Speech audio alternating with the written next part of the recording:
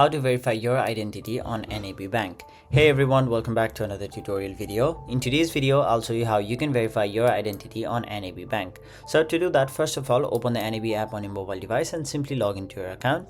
Now once you've logged in, your homepage will look somewhat like this, where you'll have to basically tap on the profile icon on the top right corner of your screen. Now once you're on this page, you'll have to basically tap on the more option on the bottom right corner of your screen. After that, tap on the profile icon, which is right over here. Now you will be provided with all your different personal details such as your name, contact details, email address, and under security you'll see the first option named verify my identity. Simply tap on it.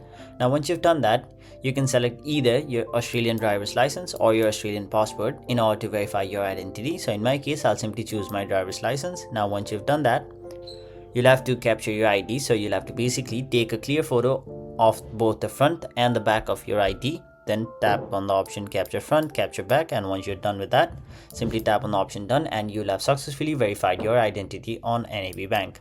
So that was it for this video. Hope this video was helpful to you guys, and if it was, make sure you like this video and subscribe to our channel so that you don't miss out on further videos such as these.